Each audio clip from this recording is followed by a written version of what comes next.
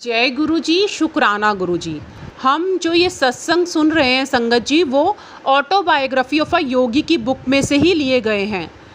आज के अध्याय में परमहंस जी हमें क्रिया योग विज्ञान के बारे में बता रहे हैं। क्रिया योग की क्या महत्ता है और इसको करने से हमें क्या लाभ होने वाला है संगत जी, इसके बारे में आज हमें परमहंस जी ज्ञान दे रहे हैं। तो संगत जी, आज के अध्याय को आप बहुत ध्यान से सुनना और संगत जी आप सत्संग को शेयर भी जरूर करना, क्योंकि गुरु जी कहते हैं सत्संग सुनन वाले दा भी कल्याण, सत्संग सुनान वाले दा भी कल्याण। तो संगत जी, हम सबको मिलकर कल्याण का हिस्सेदारी बनना है और सत्संग को जरूर शेयर करना है। जय गुरु जी। आज के अध्याय में परमहंस जी हमें क्रिया योग विज्ञान के बारे में बता रहे हैं। वो कह रहे हैं कि भारत में दूर दूर तक क्रिया योग का प्रसार उनके गुरु के गुरु लाहिड़ी महाशय के माध्यम से हुआ। क्रिया योग का अर्थ है एक विशिष्ट कर्म या विधि द्वारा अनंत परम तत्व के साथ मिलन या योग। इस विधि का अगर हम अभ्यास करते हैं तो धीरे धीरे कर्म बंधन से या कार्य कारण संतुलन की नियमबद्ध श्रृंखला से मुक्त हो जाते हैं। क्रिया योग एक प्राचीन विज्ञान है। लाहिड़ी महाशय को यह उनके महान गुरु बाबा जी से प्राप्त हुआ था, जिन्होंने अंधकार युगों में इसके लुप्त हो जाने के बाद फिर से इसे प्रकट कर परिष्कृत किया। बाबा जी ने इसे क्रिया योग का सीधा नाम दिया और बाबा जी ने लाहिड़ी महाशय जी से कहा कि इस 19वीं शताब्दी में जो क्रिया योग मैं विश्व को तुम्हारे माध्यम से दे रहा हूँ, यह उसी विज्ञान का पुनरुत्थान है जो श्री कृष्ण ने सहस्त्र शताब्दियों पहले अर्जुन को दिया था और जो बाद में Patanjali, Isa Masih, Saint John, Saint Paul और ईसा मसीह के अन्य शिष्यों को प्राप्त हुआ। श्रीमद् भागवत गीता में भगवान श्री कृष्ण ने क्रिया योग की चर्चा 2 बार की है। एक श्लोक में वो कहते हैं, अपान वायु में प्राण वायु के हवन द्वारा और प्राण वायु में अपान वायु के हवन द्वारा योगी प्राण और अपान दोनों की गति को रुद्ध कर देता है और इस प्रकार वह प्राण को हृदय से मुक्त कर लेता है और प्राण शक्ति पर नियंत्रण प्राप्त कर लेता है। वह शरीर में वृद्धत्व लाने वाले परिवर्तनों को भी रोक देता है। इस प्रकार ह्रास और वृद्धि दोनों को रोककर योगी प्राण नियंत्रण सीख लेता है। भगवान श्री कृष्ण यह कहते हैं कि मैंने ही यह अविनाशी योग एक प्राचीन ज्ञानी विवस्वत सूर्य को दिया था और उन्होंने इसे अपने पुत्र महान स्मृतिकार मनु को और मनु ने सूर्यवंश के संस्थापक इक्ष्वाकु को दिया। इस प्रकार परंपरा से प्राप्त इस राजयोग को राज ऋषियों ने जाना, किंतु हे अर्जुन, उसके बाद यह योग बहुत काल से इस पृथ्वी लोक में लुप्त हो गया। एक से दूसरे के पास इस प्रकार पहुंचते हुए इस राजयोग की ऋषियों ने भौतिकवादी युगों के शुरू होने तक रक्षा की। फिर पुरोहितों की गोपनीयता की प्रवृत्ति और मनुष्य की उदासीनता के कारण यह पवित्र विद्या धीरे धीरे अप्राप्य हो गई। श्री युक्तेश्वर जी अपने शिष्यों को बताते थे, क्रिया योग एक ऐसा साधन है जिसके द्वारा मानवीय कर्म विकास की गति बढ़ाई जा सकती है। प्राचीन योगियों ने यह पता लगा लिया था कि ब्रह्म चैतन्य का रहस्य श्वास नियंत्रण के साथ घनिष्ठता से जुड़ा हुआ है। क्रिया योगी मानसिक रूप से अपनी प्राण शक्ति को मेरुदंड के 6 चक्रों आज्ञा, विशुद्ध, अनाहत, मणिपुर, स्वादिष्ठान और मूलाधार में ऊपर नीचे घुमाता है।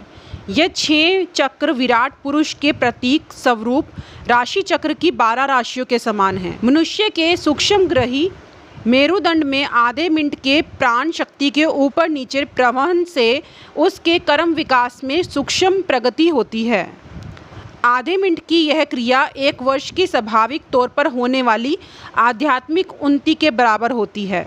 सामान्य मनुष्य का शरीर 50 वाट के विद्युत बल्ब के समान है, जो क्रिया के अत्यधिक अभ्यास से उत्पन्न करोड़ों वाट की विद्युत शक्ति को सहन नहीं कर सकता। सरल और निश्चित फल देने वाली क्रिया की पद्धतियों के अभ्यास को धीरे धीरे बढ़ाते जाने से मनुष्य के शरीर में दिन प्रतिदिन सूक्ष्म परिवर्तन होते जाते हैं और शरीर अंततः उस महाप्राण शक्ति की अनंत संभावनाओं को व्यक्त करने के योग्य हो जाता है। अनेक मार्गभ्रष्ट व्यक्तियों द्वारा सिखाए जा रहे विज्ञान विरुद्ध श्वास व्यायामों में और क्रिया योग में कहीं भी कोई साम्य नहीं है। फेफड़ों में बलपूर्वक श्वास को रोककर रखने का प्रयास करना अनैसर्गिक है और निश्चित रूप से कष्टकर भी। इसके विपरीत क्रिया अभ्यास में शुरू से ही शांति और मेरुदंड में हो रहे पुनरुज्जीवनी प्रभाव के शांतिदायक संवेदन अनुभव होते हैं। यह प्राचीन यौगिक प्रविधि श्वास को मनस तत्व में परिवर्तित कर देती है। जैसे जैसे आध्यात्मिक उन्नति होती है वैसे वैसे साधक श्वास को केवल एक मनोधारणा के रूप में जानने लगता है, मन का एक कार्य मात्र। स्वपन श्वास। निद्रा से मनुष्य को नव स्फूर्ति प्राप्त होती है। उसका कारण है निद्रा के दौरान मनुष्य का शरीर और श्वास के प्रति स्थायी रूप से अचेत होना।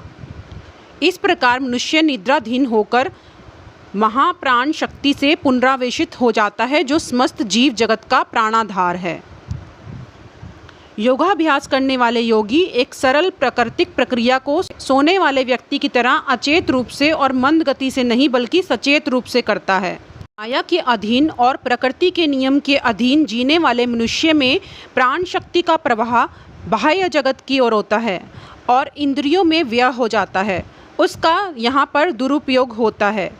क्रिया योग का अभ्यास इस प्रवाह को वापस मोड़ देता है। प्राण शक्ति को मन के द्वारा अंतः जगत में ले जाता है जहाँ प्राण शक्ति मेरुदंड की सूक्ष्म शक्तियों के साथ पुनः एक हो जाती है। प्राण शक्ति को इस प्रकार पुनः बल मिलने से योगी के शरीर और मस्तिष्क की कोशिकाओं को एक आध्यात्मिक अमृत से नव शक्ति प्राप्त होती है। आत्मा को शरीर से बांध कर रखने वाली श्वास रूपी डोरी को खोलकर क्रिया दीर्घ आयु प्रदान करती है तथा चेतना का अनंतता में विस्तार करती है। यह यौगिक प्रविधि मन और विषय शक्ति इंद्रियों के बीच चल रही खींचातानी को समाप्त कर देती है और साधक को अपने अनंत साम्राज्य पर पुनः अधिकार करने के लिए मुक्त कर देती है। तब साधक जान जाता है कि उसका वास्तविक स्वरूप ना तो शरीर से बंधा है ना ही श्वास से। मन को नियंत्रित करने वाले क्रिया योग अनंत परम तत्व की ओर जाने का सबसे सरल, सबसे प्रभावी और सबसे वैज्ञानिक मार्ग है। बैलगाड़ी के समान धीमे अनिश्चित चिंतन मार्ग की तुलना में क्रिया योग ईश्वर की ओर ले जाने वाला विमान मार्ग है। इंद्रियों से संबंध तोड़ने की ऐसी शक्ति प्राप्त हो जाने के बाद योगी के लिए अपनी इच्छानुसार दिव्य लोकों से या भूलोकों से अपने मन को जोड़ना आसान हो जाता है।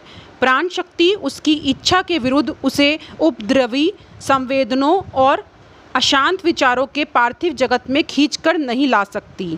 उन्नत क्रिया योगी का जीवन अतीत के कर्मों से नहीं बल्कि केवल उसकी आत्मा के निर्देशों से प्रभावित होता है। देहासक्त मनुष्य कदाचित ही या कभी नहीं समझ पाता कि उसकी देह एक साम्राज्य है जिस पर मस्तिष्क के सिंहासन पर विराजमान सम्राट आत्मा का शासन चलता है और इस शासन कार्य में मेरुदंड के 6 चक्रों या चैतन्य केंद्रों में स्थित सहायक राज प्रतिनिधि उसकी सहायता करते हैं। इस ईश तंत्र के राज्य में आज्ञाकारी प्रजा का विशाल जन समुदाय है। 27,000 अरब कोशिकाएं जो स्वयं चालित प्रतीत होती हैं परंतु उनमें निश्चित प्रतिभा या ज्ञान है जिसके द्वारा वे शरीर के विकास कार्यों, रूपांतरों और विलय के अपने समस्त कर्तव्यों का निर्वाह करती है।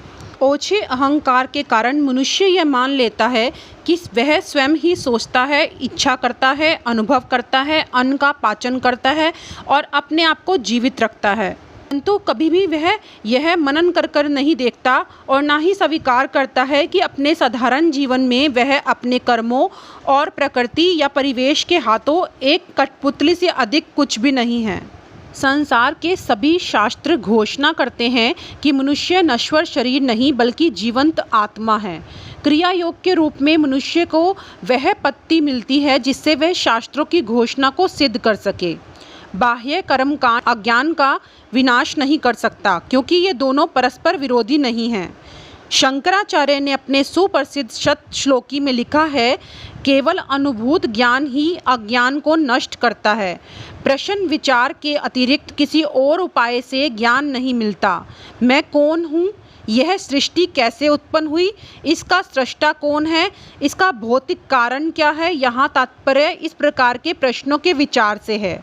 श्रीमद् भागवत में बार बार जिस यज्ञ की महिमा का वर्णन किया गया है वह यज्ञ क्रिया योग ही है। एकमेव अद्वितीय ईश्वर को समर्पित अद्वैत के हवन में योगी अपनी समस्त मानवीय इच्छाओं वासनाओं की आहुति डाल देता है।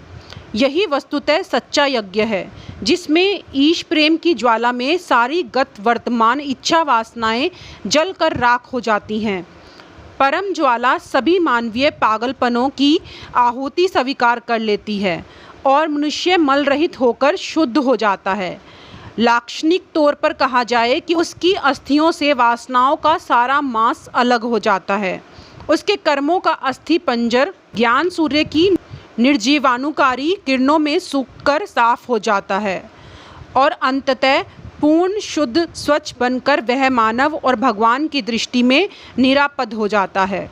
जय गुरु जी। संगत जी, आज के सत्संग को मैं यहीं विराम देती हूँ। आगे के सत्संग को हम नेक्स्ट वीडियो में कंटिन्यू करेंगे। जय गुरु जी, शुक्राना गुरु जी।